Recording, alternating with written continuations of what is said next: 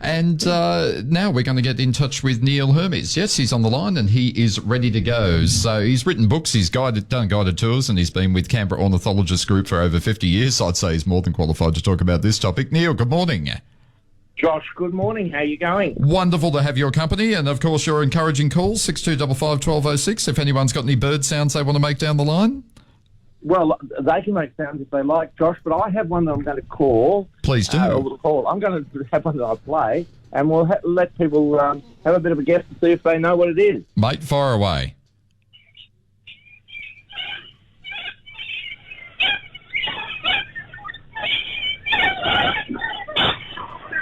How's that coming through? Loud and clear, Neil, loud and clear. Beautiful. Okay. Well, right. Let's see if any of our listeners this morning can identify that relatively common Canberra bird. 6255 1206. I don't think we got a prize or anything, but you'll certainly get bragging rights. Absolutely. In the meantime, though, over the past 20 years, paleontologists have unearthed something like, is it like 100 specimens of fossil birds in China? But it's this new breed that we're very excited about because it has a movable, sensitive chin.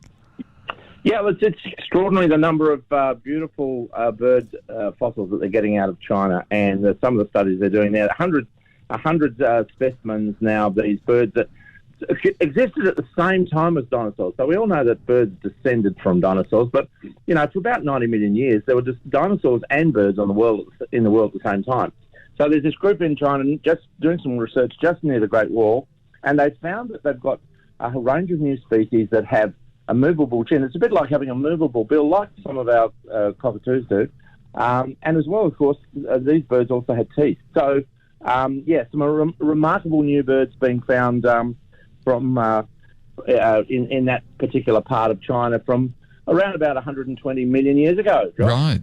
Yeah. So, and look, just back to your earlier statement there, is it fair to say that all birds are dinosaurs, but not all dinosaurs are birds? Is that how it works?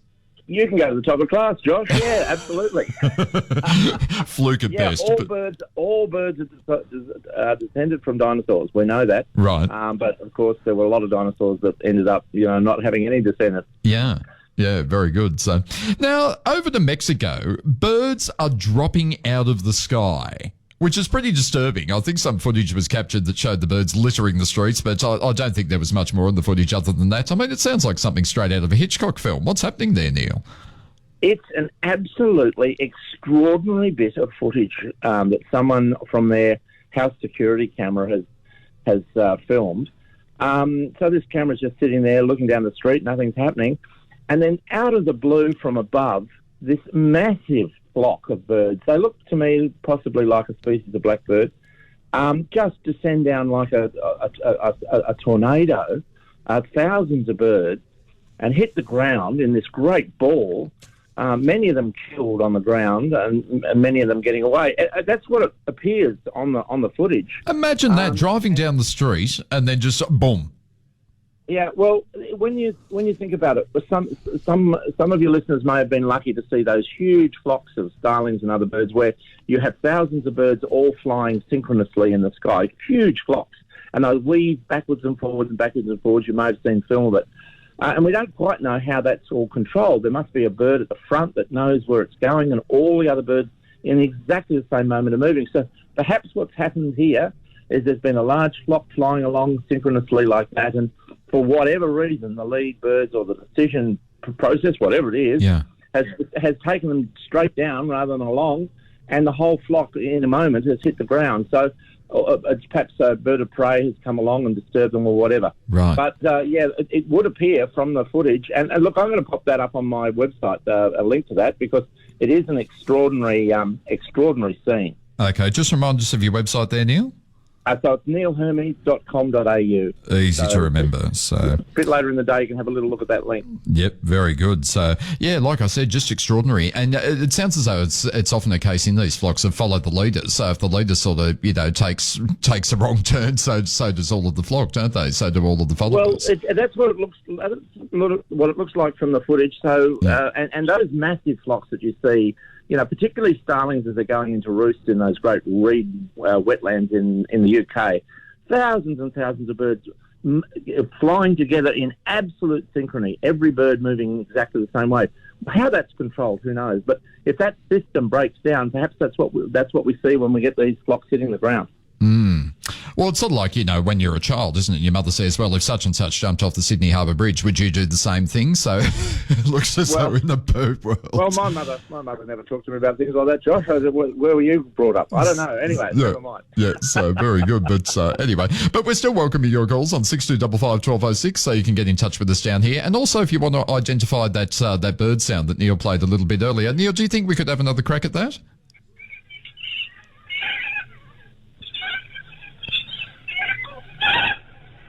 A fairly common bird, you say, Neil? Common bird in Canberra, yes. Very good. So if you... No, you can you can test that, 6255 1206, so get in touch with us down here. Neil, we're just going to take a short break and we'll come back. Hopefully we'll get some callers there. And we're also going to have a chat about cockatoos who have figured out how to be rather annoying, one might say. So we'll do all that very soon. It is 20 to 10 now. News, views and everything Canberra for your weekend. The Canberra Weekender, 1206. 2CC. It's wonderful to have your company for this Saturday morning at the 26th of February, and we're having a chat with Neil Hermes, ornithologist, and also welcoming your calls, 6255 1206, if you want to get in touch down here.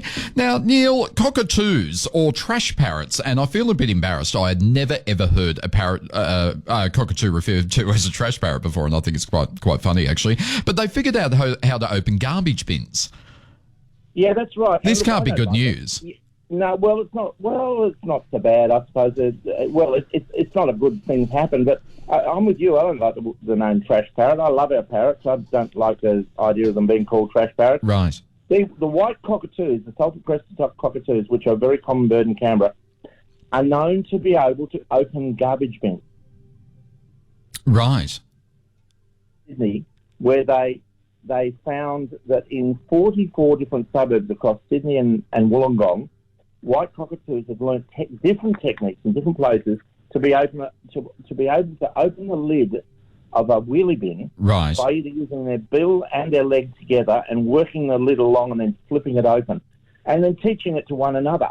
Okay. These birds are amazing. They have such a big brain. They are so intelligent, and that they solve the problem of opening a garbage bin and potentially finding some food. So I suppose there is a downside if they make a bit of a mess. But look, it is an extraordinary study, and we found that there were spots like Stanwell Park in Wollongong that were hot spots for the garbage opening white cockatoos. But it's just another story about how intelligent and how capable our white cockies are. Very good. Well, I'm delighted to announce that Barb from Bywong wants to have an input on that noise that you played earlier. Barb, have we got you? You do. Yeah, okay. Barb, Neil's listening to you. What do you think that bird sound was? Yeah, I think it's galahs. What do you think, Neil?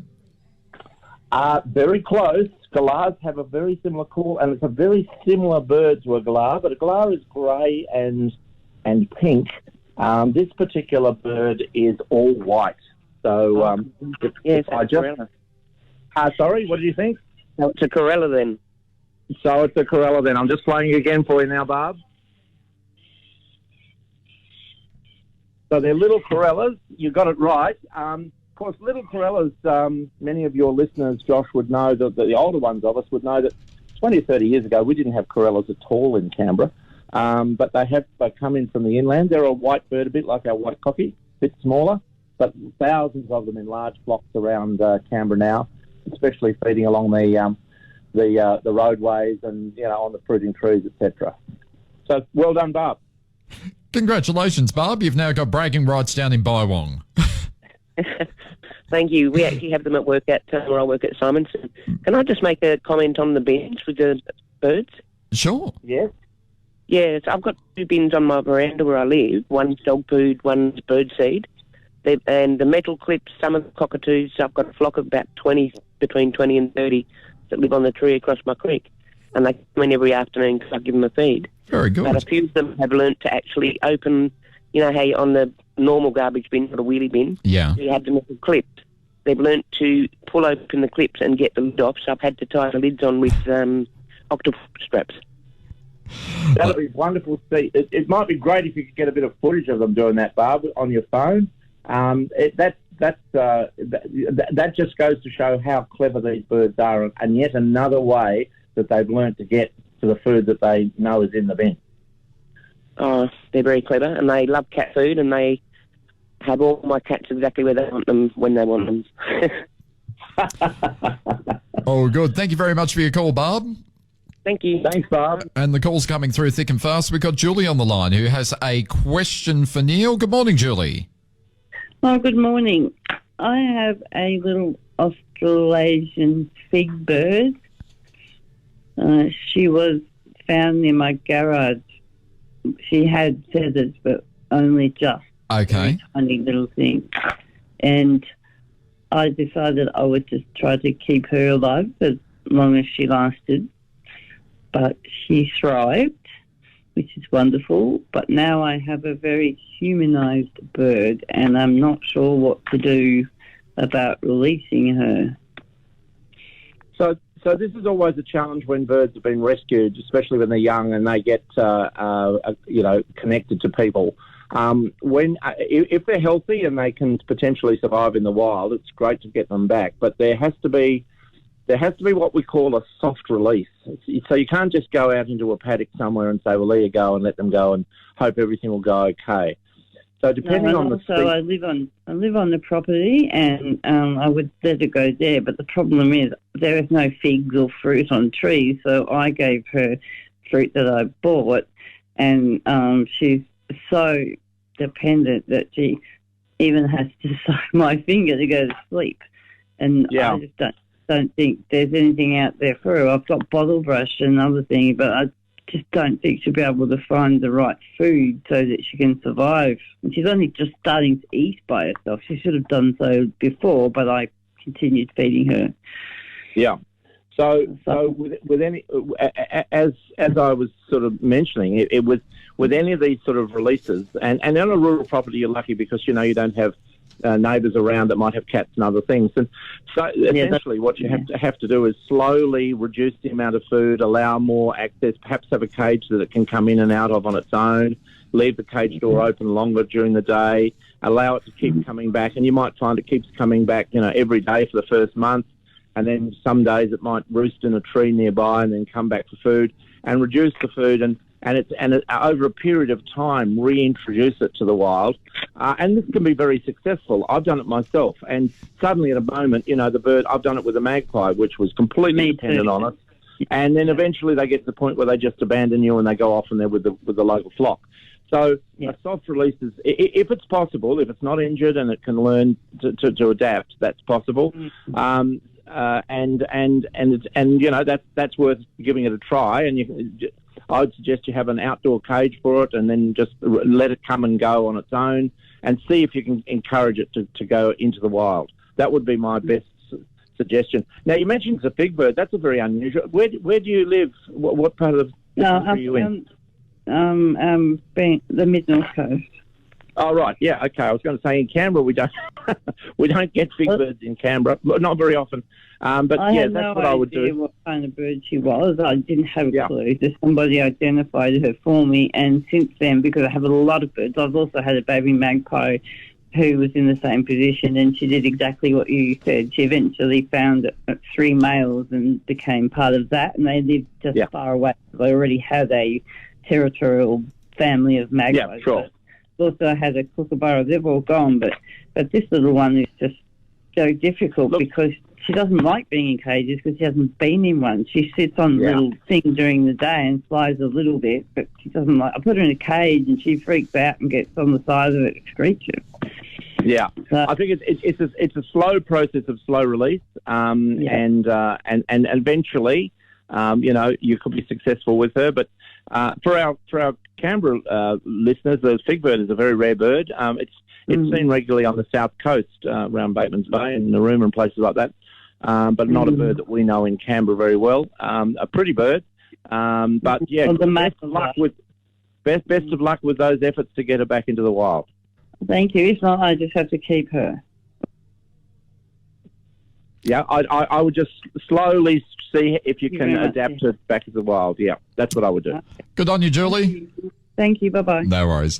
So Julie joining us there. And Neil, I'm afraid that's the end of our time together, but we have had a lot of fun. 2 calls. I'm not sure if this is a record, but I'm very impressed.